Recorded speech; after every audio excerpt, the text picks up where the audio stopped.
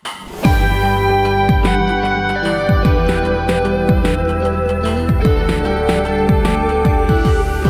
guys, this is Joy Sarto. In this podcast episode, we get the privilege to dive deep into the depths of art and design management in the realm of business. So join me in welcoming Mr. Samson Salazar, an art and graphic printing business owner called SNL Digital Moment.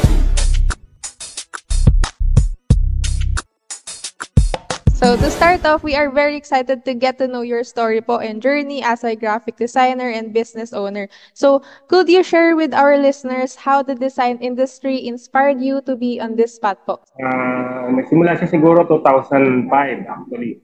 2005 pero naging legal kasi yung hanap buhay ko noong 2006. Kaya para siyang kung tutusin, 2006 siya talaga nag-start na siya, siyempre, yung nawalan ako ng trabaho. Nagpunta pa ako ng photography, actually photography, kasi wedding photographer ako. Start ako sa wedding photography, start ako ng kapital na 28,500. Actually, nakaano rin sa YouTube yan eh. 28,500 yung kapital ko sa printing business, to be exact. Tapos, utang, pagka nakaka-recover, bayan, gano'n. Gano'n lang ng gano'n, paikot na gano'n. Ang problema ko lang, wala kasi akong background sa pagbi-business. Kaya nangyari sa akin, parang trial and error. Tapos walang ganong idea, walang ganong ano. So, wala ka lang choice kasi wala ka na trabaho eh. So, no need kang umatras kasi wala ka na rin ng mga atrasan. So, yun naman yung kagandahan sa atin. Kapag wala ka ng atrasan, wala ka ng dahilan, kundi babante na lang. So, yun na lang yun hanggang sa unti-unti, taon-taon naman ganda yung ano. So, yun yung mga patunayan mo na. Lahat naman ng business talaga paunlad eh. Kaya lang, kung kailan siya pupatok, yun ang hindi natin alam. Kaya yung iba, pagka napasuko ka na mas maaga, tigil talaga ang business mo. Have you ever felt burned out po as a person who works in this industry? Nag-start ako na nangyari, wala akong idea kung ano yung pinapasok ko. Sa loob ng 2 taon halos, kumikita lang ako halos ng 100 hanggang 150 pesos. Galing ako sa isang medyo maganda namang kumpanya, tapos bigla kang bumagsak sa ganun ang kinikita mo. Talagang madedepress ka ng todo. Hanggang sa dumating ako sa point na sabi ko sa sarili ko, in 3 months time, pag hindi pa ito nabuhay, papakamatay ako. Parang ganun katindi yung ano. Tapos, unti-unti, marirealize mo, taon-taon, naangat yung sales mo. Hanggang sa yung ginugol mo, papapansin mo, malalagpasan mo yun. Taon-taon naman nalalagpasan mo yung goal mo. Parang cycle lang siya. Meron po ba kayong memorable experience po na napagdaanan nyo sa loob ng karera nyo dito as a business owner? Nagtanong ako sa sarili ko na in 3 months time, pagka hindi ko nabuhay siya, papakamatay ako. Tapos, pagdating ko nung 3 buwan, parang kumalat na yung balita na si Sam nagpapadilat ng patay, gano'n. Yung topic kasi dati, 2008, 2007, mga ganyan. Hindi pa ganun kaputok ang Photoshop eh. Kaya nag-i-edit ka ng through Photoshop, parang medyo kakaiba ka talaga, parang napakagaling mo. Kaya nung time na yon, minsan may pagkakataon na may nagpunta sa akin, yung namatay, walang picture totally. Hanggang sa namatay na lang siya. Ang nangyari, ang pinicturean nila yung kabaong nakapikit na siyempre yung tao, yung patay. So, ang ginawa, inano niya sa akin, sabi raw sa kanya na pag hinanap niya si Sam, didilat daw yon. So, nung ginagawa ko yun, kinikilabutan ako hanggang ngayon, hindi ko rin nalilimutan siya. Pero, yun din yung isa rin sa nagpakilala sa akin. Sa ngayon, madali nang unawain yon. Pero nung panahon noon, medyo big deal talaga yon. Sa area ko, sa Barangay Nara, ako yung kauna-unahang nagpapakinis ng mukha ng sa ID, kahit mga ID ganyan, unti-unti ako yung nagganon. So kahit ID picture lang siya, pinapakinis ko talaga yung mga mukha nila. Tontuan na sila dati noon. Bukod po dito, meron po ba kayong mga advertising strategies para sa shop nyo po? Siguro sa akin, yan yung isa na kong naging problema kasi wala talaga akong marketing. Kahit anong marketing, wala ako. Ang customer ko by mouth lang. Kaya mabagal yung paglakas ng shop ko. Actually, ngayon na lang ako na ganyan. Kung kailan lang ako available mag-vlog. Sinikap ko lang na mag-vlog kasi yung karanasan ko nung nagsisimula ako, napakadadamot magturo talaga ng mga art. Ayaw nilang tinuturo yung mga sikreto. Binago ko.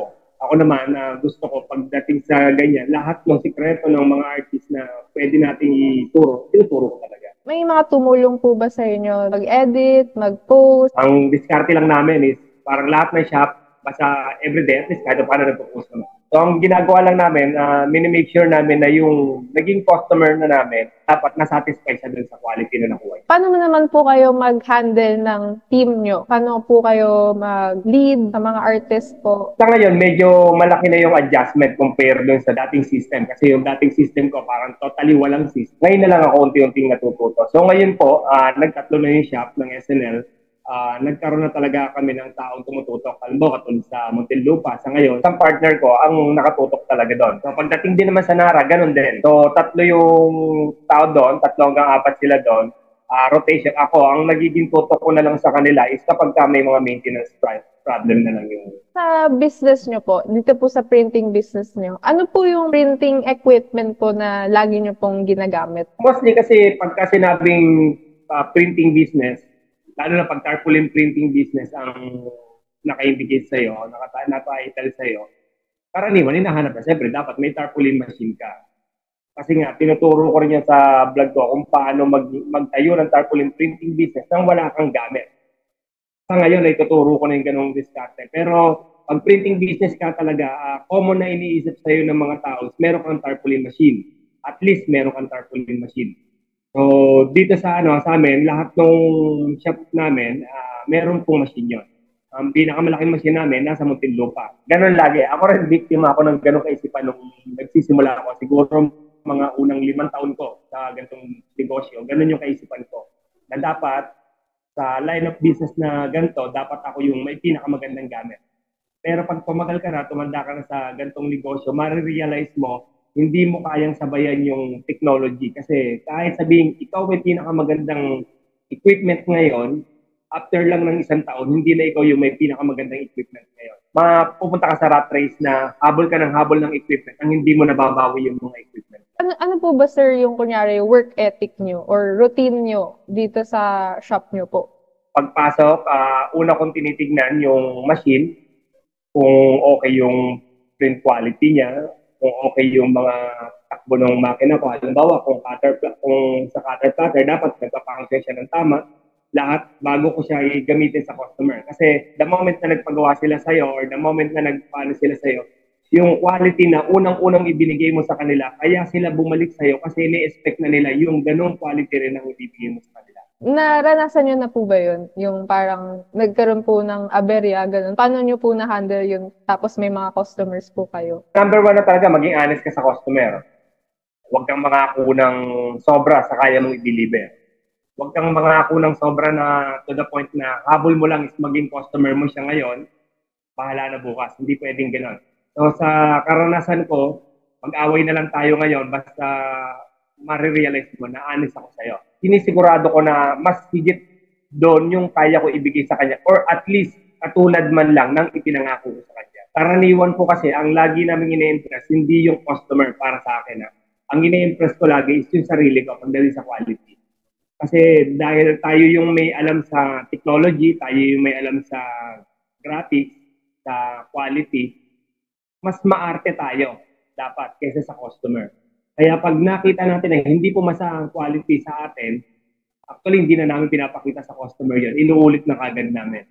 Kasi kapag nangyari na nakita niya, pag napulaan ka pa ng customer, check yun, hindi na babalik sa iyo. Pag nagka-aberya naman po kunyari sa team nyo, sa yung mga nag-work po sa inyo. Kasi sa akin, katulad sa akin, mas importante sa akin yung karakter kaysa sa usay ng isang tao. Kasi yung skill, ayaw niya at sa gusto, pag tumagal siya sa poder mo, gagaling at gagaling talaga siya.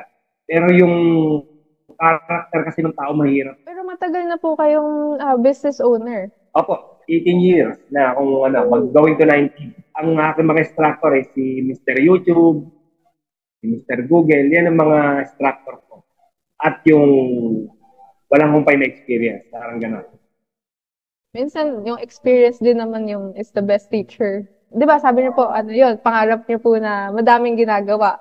So, medyo yung demand po sa efforts niyo, paano niyo po yun like nababalance, yung work, yung buhay niyo po, ganun po? So, sa printing, hindi mo kayang ubusin ng customer. Yun ang pinaniniwalaan ko. So, ang ginawa ko po, pinalawak ko po yung contact ko. Pinalawak ko yung mga partner ko. hindi ko tinuturing na kalaban kasi yung kaparehas ko ng hanap buhay. At tingin ko sa kanila is kapatid sa hanap buhay. Ang purpose ko noon, the moment na magkaroon ng problema yung mga makina ko, the more na marami akong contact, walang problema sa akin. Pag dumagsa sa akin ng trabaho, marami po akong papasahan ng tao. So, ganun. Kaya ako, iniingatan ko yung mga printing na kakontak ko rin. Parang ganun. Kaya kapag sila may problema at lumapit sila sa akin, talagang iniingatan ko yung mga yan. Are there any mistakes or regrets in your career that shaped you? Dahil dito natuto ako. May mga experiences po bang ganun? Marami. Actually, marami. Katulad dati, sobrang galit na galit ako doon nung natuto na ako. Nalaman ko na parang... Pero ngayon, nagpapasalamat ako sa kanila kasi dahil sa ginanon nila ako, natuto ko ngayon. Kasi marirealize mo, sa success, actually, dun sa panahon nagtatagumpay ka, tumataas lang ng tumataas yung confidence level mo. Tumatapang ka lang ng tumatapang, umaano ka lang ng man. Pero sa pagkabigo, dun ka natututo. Kaya nga, pagka nag-failure ka, pag yung naramdaman mo na yung failure sa dun ka titibay. Hindi ka naman sa tagumpay tumitibay eh. Actually, tumitibay tayo dun sa failure. Kaya doon lang siguro, kaya sa dami ng failure siguro na inabot ko, doon lang na siguro ko tumibay. Kasi yung mga, pagkahabang nagtatagumpay ka, lalo lang tumataas ang ere mo na parang kaya ko na rin pala, kaya ko magdagdag, kaya ko magdagdag. Laging ganun ka, tumataas ang confidence level mo sa sarili. Pero pag yung tina-target mo, hindi mo na-achieve, babagsak ka, marirealize, makikilala mo sarili mo. Ito pala limitasyon ko. Ngayon, doon ka titibay lalo. Doon ka naman lalong matututo. Kasi marirealize mo yung limitation mo at advantage sa iyo. Hindi disadvantage yun, yung failure. Kaya nga, from time to time na nagpipil ka, na nagkakamali ka, na bumabagsak ka, dapat nagiging pasalamat ka doon. Kasi yun din yung magtuturo sa iyo kung paano ka magiging mas matibay. As we wrap up this episode po, meron po ba kayong message for the viewers and listeners of this podcast for future business owners? Yung mga gusto pumasok sa printing business, ang kaya ko lang ipayo sa kanila, walang good start. Walang perfect equipment, walang perfect start, walang perfect team. Nagiging perfect na lang yan in the long run. Ibig sabihin, napapalis yan sa long run. Kasi bakit? Yung perfect na equipment para sa akin, maaaring hindi perfect equipment para sa iyo. Kasi magkakaiba tayo ng nature ng customer. Halimbawa, sa 3 shop ko, iba ang malakas dun sa Barangay Nara, iba rin ang malakas dito sa Pasita, iba rin naman ang malakas pagdating sa Muntinlupa. Bakit? Magkakaiba kasi ng customer. Magkakaiba ng nature ng pagkatao yung mga yan. Tapos, yung equipment, magkakaiba rin sila ng equipment. Bakit? Kasi kapag tumagal ka na sa ganitong business, marirealize mo na una mong alamin kung ano yung pangangailangan ng tao. Kapag ninegosyo, dapat ganun ka. Actually, kahit hindi lang sa printing. Kapag ninegosyo, marirealize mo kapag veterano ka na sa negosyo, kapag ang inaalam mo na ay yung pangangailangan ng tao, saka ka palang nabili ng kasi mangyayari, walang tenggang equipment. Bakit? Kaya ka lang bibili ng equipment kasi kailangan na ng customer. Thank you so much po for sharing your time with us today po, Mr. Salazar. We appreciate and learned a lot from your story and insights about the design industry. Thank you so much po for joining me today. Thank you po.